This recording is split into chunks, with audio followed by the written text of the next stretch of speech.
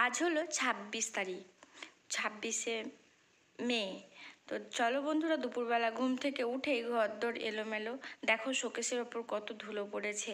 যদি বাড়ির বউরা অসুস্থ থাকে তাহলে বা ঘর বাড়ির অবস্থা এরকমই থাকে। তো বিছানাটা গুছিয়ে নিয়েছি, সব কিছু হয়তো গুছাতে পারিনি, তবে বিছানাটা গুছিয়ে জামা কাপড়গুলো ভাঁজ করে একটু বাইরের দিকে আসলাম। এসে একটুখানি বসে আবার রান্নাঘরে চলে আসলাম, দেখছি এক গাদা বাসন পড়ে আছে।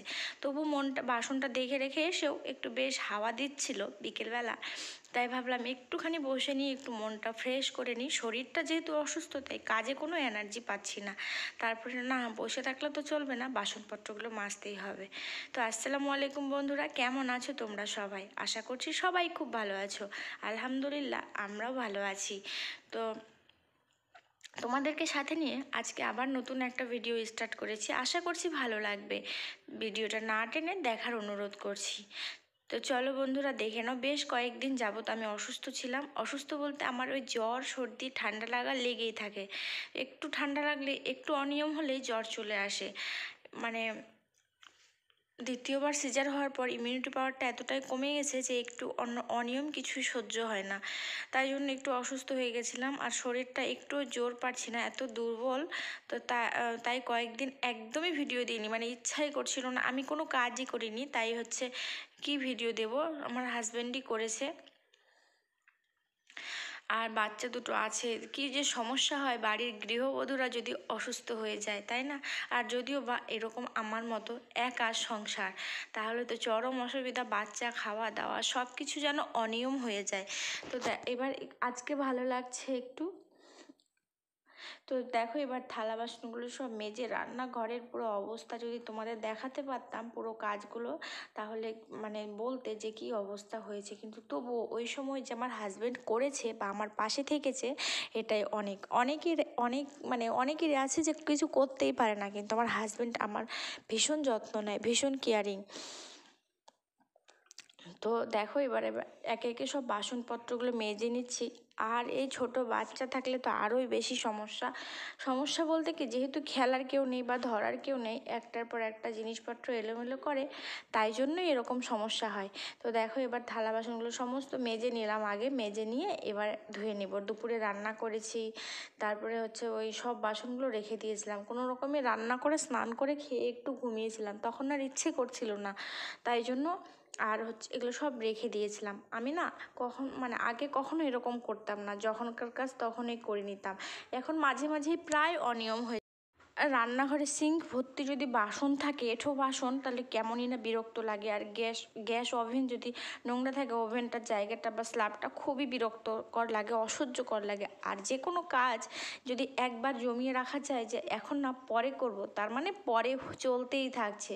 আর যদি সঙ্গের কাজ সঙ্গে করে নেওয়া যায়, তাহলে দেখবে অনেকটাই ভালো হয়। কিন্তু শরীর সাথ না দিলে আর কি করা যাবে বলো? তাই জন্য বাধ্য হয়ে আমি রেখে দিয়েছিলাম। তো এখন সব বাসনপত্রগুলো মেজে পুরো রান্নাঘরটা টিপটাপ করে গুছিয়ে নিয়ে তারপরে সমস্ত আবার সন্ধ্যাবেলা চাটা খাওয়া দাওয়া এটা সেটা করতে হবে।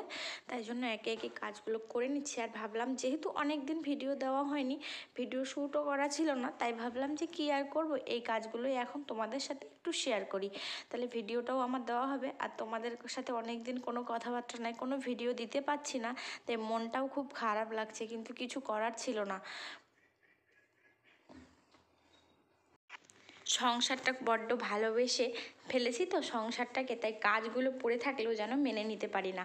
আর যেহেতু একা হাতে সংসার, একাই একটু একটু করে সাজিয়ে গুছিয়ে সংসারটাকে আমি গড়ে তুলেছি, তাই সংসারের কাজগুলো পড়ে থাকলে একটু যদি অসুস্থ হয়ে খুব খারাপ লাগে। আবার যখন একটু সুস্থ হয়ে যায়, শরীরটা ভালো হয়ে যায়, তখন মনে হয় না ঝটপট করে সংসারের কাজগুলো আমি সেরে ফেলি, এটাই মনে হয়। তাই দেখো, এই যে ওভেনটাও মুছে নেব, পরিষ্কার করে নেবো একদম। আর এগুলো একদম ওই চা পড়েছে, তারপরে দুধ গরম করার সময় পড়েছে, তাই সেগুলো একটু হয়ে গেছে, তাই স্কচ ব্রাইট দিয়ে হচ্ছে একটু ভালো করে ঘষে মেজে পরিষ্কার করে নিচ্ছি।